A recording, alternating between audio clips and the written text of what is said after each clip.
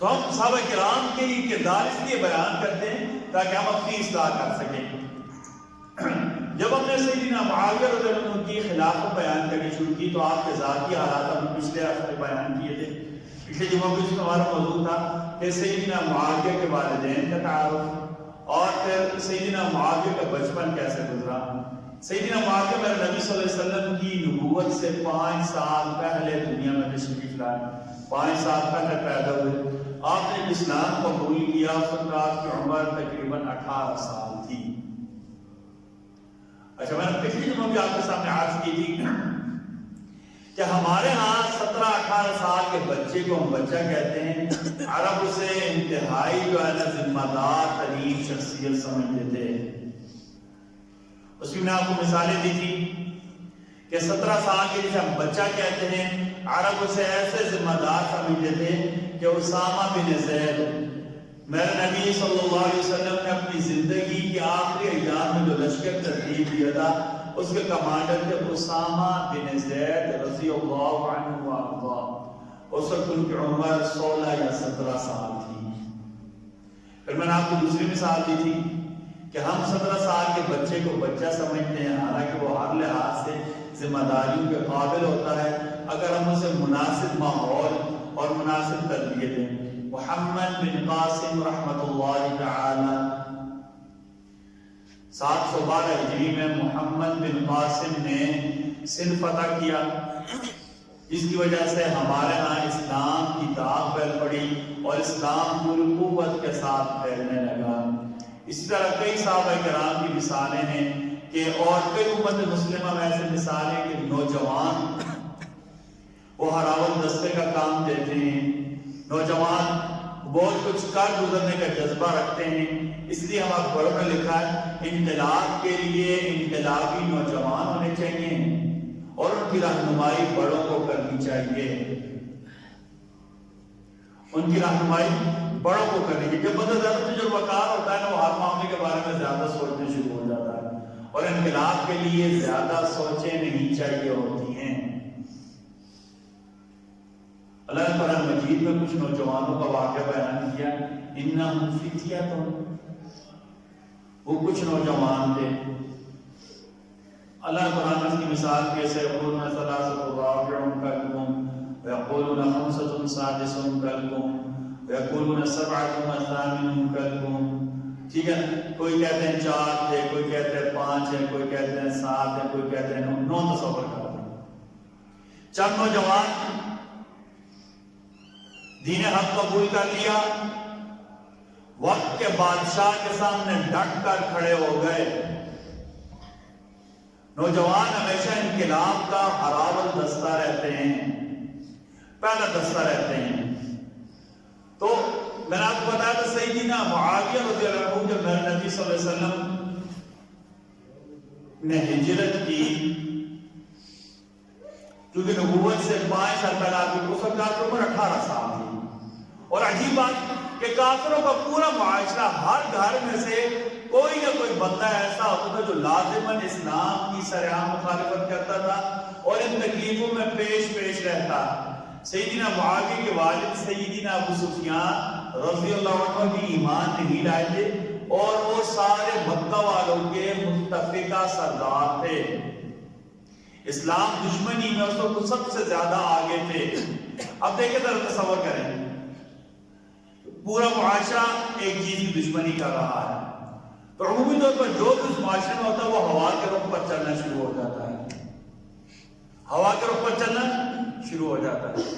میں آپ کو سمجھانے کے لیے ایک مثال دیتا ہوں، میں آپ کو سمجھانے کے لیے ایک مثال، ایک رخ چل گیا فلاں بندہ غلط ہے، تو اب اکثریت لوگوں کی تحقیق ہے کہ واقعی بندہ غلط ہے یا ویسے اس کے بارے میں ہوا پھیل گئی ہے، سنا سنی دیکھا دیکھی ماحول کے اثرات کے تحت اس کے پیچھے لگ جائیں گے۔ ایک میں اور آپ کو مثال دیتا ہوں، ہمارے ہاں کس زمانے میں پاکستان میں رواج کے لوگ MBA کرتے تھے، بزنس ایڈمنسٹریشن میں ماسٹرز کرتے تھے۔ اچھا، اب وہ ایسی ہوا چلی کہ ہر بندے کی خواہش تھی، وہ کامیابی کا راز ہی سمجھتا تھا میں نے MBA کر لیا تو میں کامیاب ہو جاؤں گا۔ ایک وقت ایسا آیا کہ باقی جو تعلیمی شعبے تھے وہ NBA کے سامنے ایسے بچے لگنا شروع ہو گئے تھے. ایک ماحول تھا, ایک ہوا چلی. ٹھیک ہے, تو میں آپ کو بتا دوں کہ عمومی ہوا چلتی ہے نا تو لوگ عمومی طور پر اس ہوا کے تابع ہو جاتے ہیں. اچھا عرب میں عمومی ہوا کیا چلی تھی مکہ میں؟ آپ صلی اللہ علیہ وسلم کی اور صحابہ کرام کی مخالفت کرنا, آپ کو ایذائیں دینا اور تکلیفیں دینا. اچھا عرب اس بات کو برا بھی نہیں سمجھتے تھے, کہتے بھائی ہماری کے ساتھ دشمنی ہے, دشمنوں کو تکلیفیں دی جائیں, دشمنوں کو تکلیفیں دی جائیں.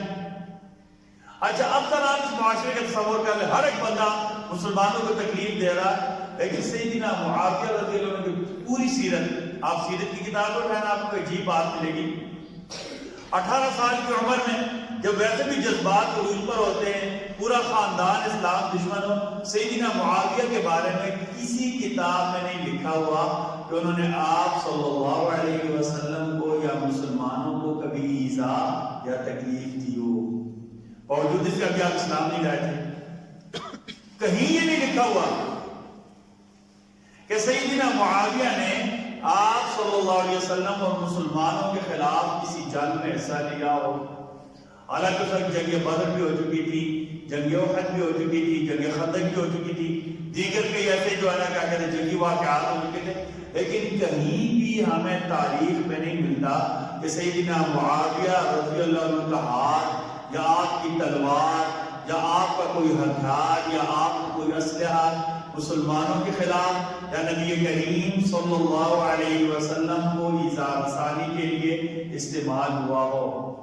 یہ آپ کے سلیم الفطرت ہونے کی علامت ہے, اور یقیناً یہ آپ کے اوپر اللہ کا خاص فضل اور کرم تھا کہ اس ماحول میں جب ہر طرف مخالفت کی آواز تھی, اللہ تعالیٰ نے آپ کو ایذاء مسلم سے محفوظ رکھا.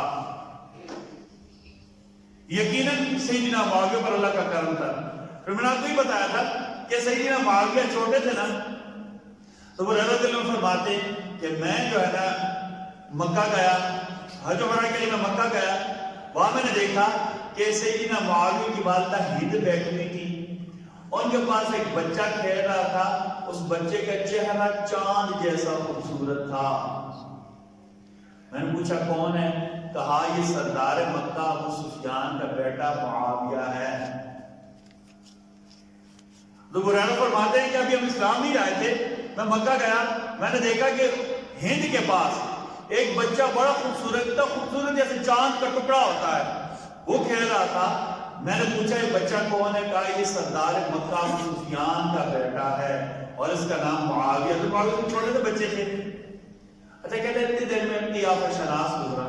عربوں میں قیافہ شناسی ہوتی تھی, جو سیانے لوگ ہوتے ہیں نا, سیانے دور اندیش لوگوں کو دیکھ کر, اس کی عادتوں کو دیکھ کر اندازہ کر لیتے تھے یہ کون سے خاندان سے تعلق رکھتا ہے, اس کے عادات و حالات کیا ہیں. کچھ تو ایسا ہوتا تو بندے کے بارے میں صحیح اندازہ بتاتے تھے, بڑے ہو کر اس نے یہ کرنا ہے یا اس کے حالات ایسے ہوں گے. اس کو قیافہ شناسی کہتے ہیں. کہتے ہیں ایک قیافہ شناس گزرا, وہ تھوڑا سا آگے گزرا, پھر اس نے حضرت معاویہ کی طرف دیکھا, ٹھٹک کر رکایا, اچانک رکایا. حضرت معاویہ کی والدہ کو کہنے لگا کہ یہ آپ کا بچہ ہے. جی میرا بیٹا ہے. کہا کہ یہ پورے عرب کی سرداری کرے گا, پورے عرب کی سرداری کرے گا. حضرت ابو سفیان ایک مرتبہ گھر بیٹھے ہوئے تھے, حضرت معاویہ چھوٹے سے تھے, کھیل رہے تھے. تو حضرت ابو سفیان رضی اللہ عنہ نے آپ کی والدہ ہند کو کہا, یعنی آپ کی بیوی ہند کو کہا میرا بیٹا بڑے سار والا ہے. عربوں میں جو بڑے سار والا ہوتا تھا نا, اسے سردار سمجھا جاتا تھا. میں نے پچھلے جو اس پر ہم نے تھوڑی سی بات کی تھی کہ سردار بڑے دل والا ہونا چاہیے, سردار بڑی صلاحیتوں والا ہونا چاہیے, سردار کے اندر حلم زیادہ ہونا چاہیے, سردار کے اندر برداشت زیادہ ہونی چاہیے. کیوں بولا؟ کہتے ہیں نا شیر جنگل کا بادشاہ ہوتا ہے, جو دنیا کے بادشاہ ہوتا ہے ان کے دل بھی شیروں جتنے ہونے چاہیے. قوت برداشت, قوت حوصلہ, معاملہ فہمی, یہ بڑے درجے کی ہونی چاہیے. کیوں بولا؟ اگر بادشاہ سلامت ہر بات پر بھڑک اٹھیں گے, بادشاہ سلامت یا سردار صاحب ہر بات پر جذباتی ہو جائیں گے, جذباتی ہونے سے نہ علاقہ چلتا ہے, نہ قومیں چلتی ہیں, نہ ملک چلتے ہیں. جذباتی باتوں سے، جذباتی تقریروں سے آپ وقتی طور پر لوگوں کے جذبات کو مشتعل کر و مطمئن کر سکیں گے، وقتی طور پر ہوگا. لیکن جب یہ ابال بیٹھے گا نا، جب یہ ابال بیٹھے گا تو یہی لوگ آپ کی مخالفت کرنا شروع ہو جائیں گے. سردار تدبر والا ہونا چاہیے، سردار معاملہ فہم ہونا چاہیے، سردار سمجھدار ہونا چاہیے، سردار کی بصیرت بہت زیادہ ہونی چاہیے، سردار بصیرت والا بھی ہو، بصارت والا بھی ہو، دور اندیش ہو، معاملات کو سمجھنے والا ہو، بردباری ہو، علم ہو اس کے اندر. تو کہتے ہیں کہ کیا شناخت گزرا، اس نے اگر معاویہ کو دیکھا تو کہا کہ یہ بچہ عرب کا سردار بنے گا. ایک بار معاویہ کہہ رہے تھے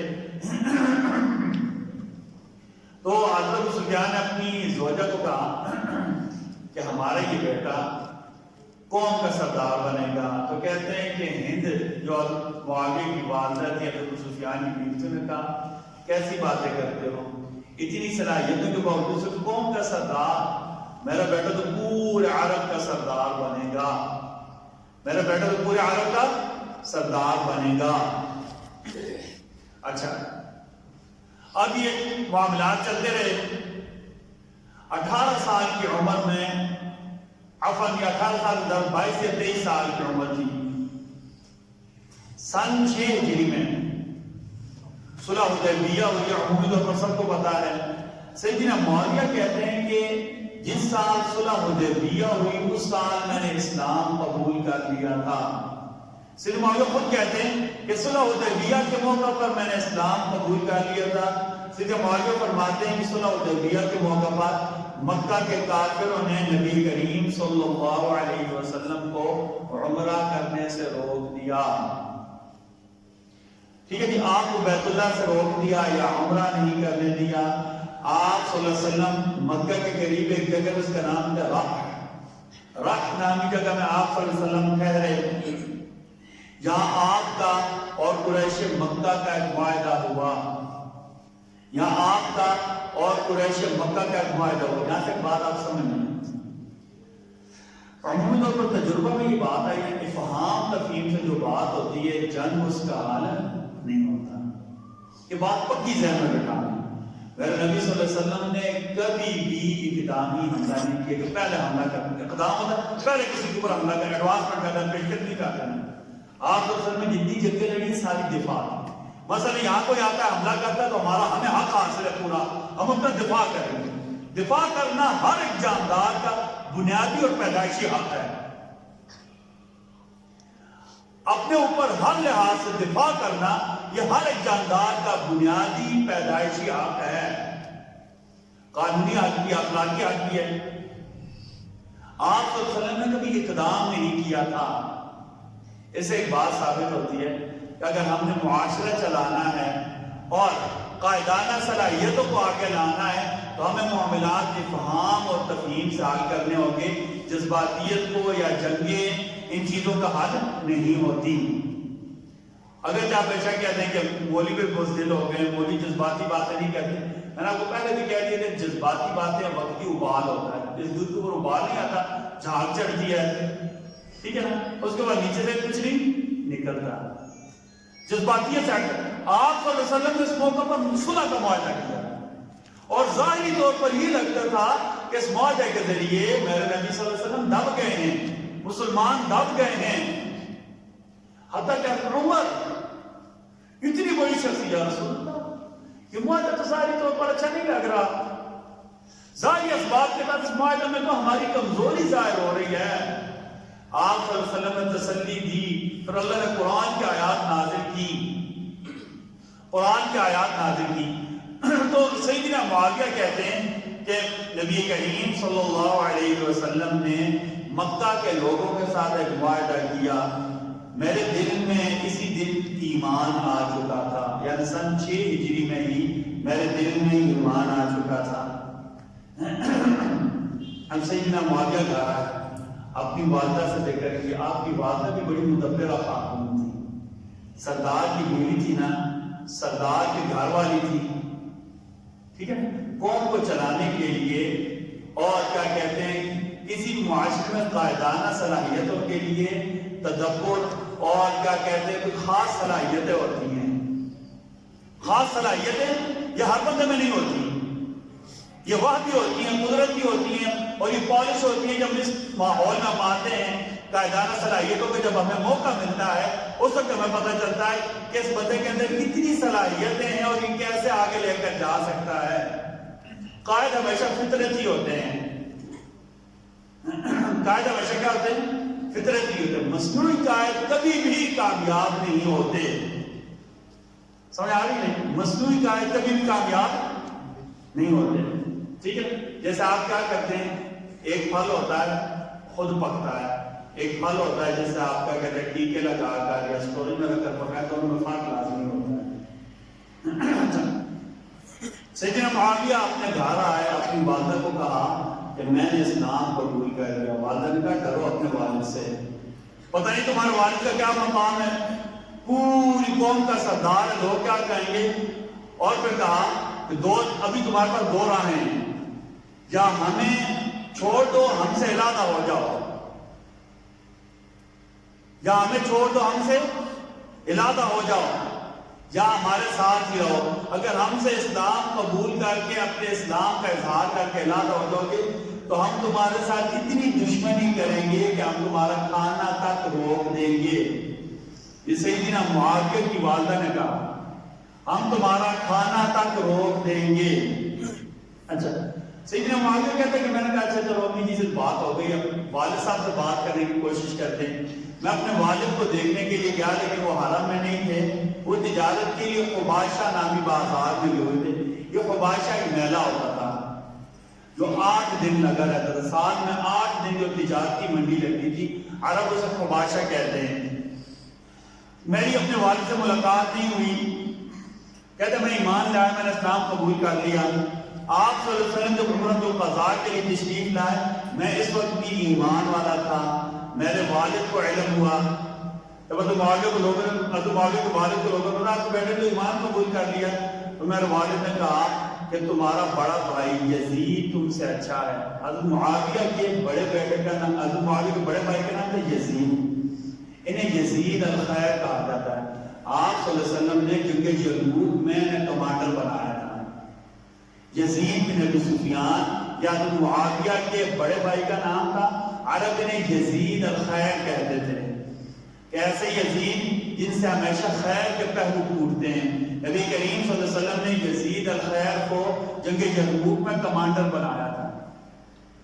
اچھا، اس وقت کوئی ایمان نہیں لائے تھے. تو حضرت معاویہ کے والد ابو سفیان نے تو معاویہ سے کہا تمہارا بھائی یزید بن ابی سفیان تم سے اچھا ہے کیونکہ اس نے اپنا دین نہیں بدلا، وہ تم سے بہت زیادہ بہتر ہے. تو معاویہ نے والد کا میں ایسی بہتری چاہتا بھی نہیں کہ میں اسلام چھوڑ کر کیا کہ دوبارہ پیچھے کی طرف لوٹا ہوں. سیدنا معاویہ کہتے ہیں کہ فتح مکہ کے دن میں نے اپنا اسلام ظاہر کیا. آپ صلی اللہ علیہ وسلم نے گرم جوشی سے میرا خیر مقدم کیا، میرا استقبال کیا، مجھے ذمہ داریاں سونپی.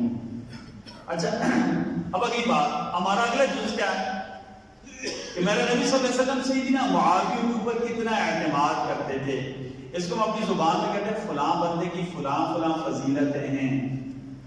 اب یہاں سے اصول سمجھیں، غلام یا نوکر یہ ہمیشہ اپنے آقا کی تعریف کرتے ہیں.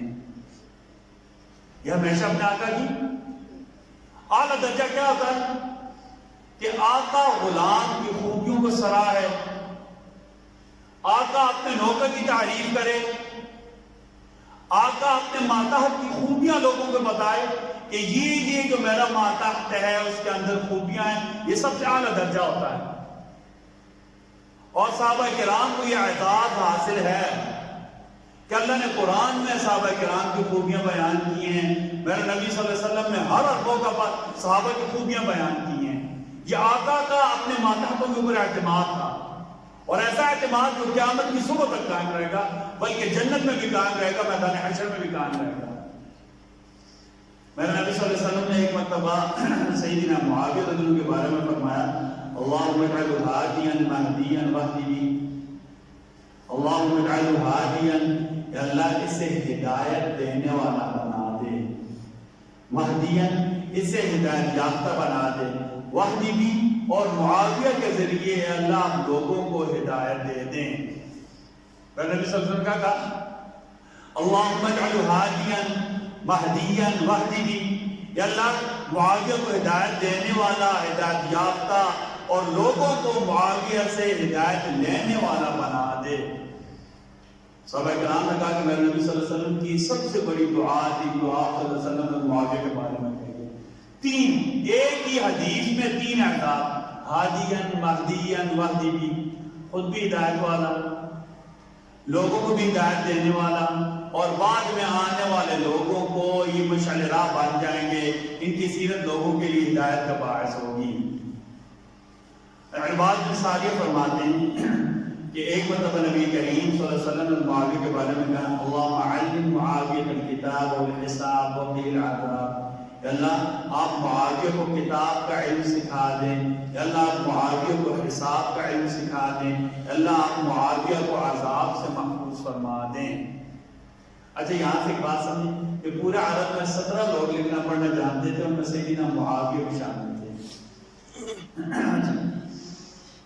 ایک مرتبہ میرے نبی صلی اللہ علیہ وسلم نے اپنے ساتھ سیدنا معاویہ کو سواری پر بٹھایا، راستے میں جب چل رہے تھے تو آپ صلی اللہ علیہ وسلم نے پوچھا معاویہ آپ کے جسم کا کون سا حصہ میرے جسم کے ساتھ لگ رہا ہے؟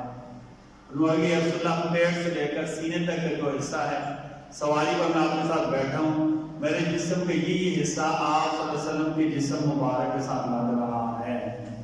آپ صلی اللہ علیہ وسلم نے فرمایا کہ اے اللہ معاویہ کے سینہ کو اور معاویہ کے پیٹ کو آپ علم اور حلم سے معمور فرما دیں۔ اللہ معاویہ کے سینہ کو علم سے آپ معمور فرما دیں، اللہ معاویہ کے سینہ کو آپ حلم سے یعنی قوت برداشت کے ساتھ معمور فرما دیں۔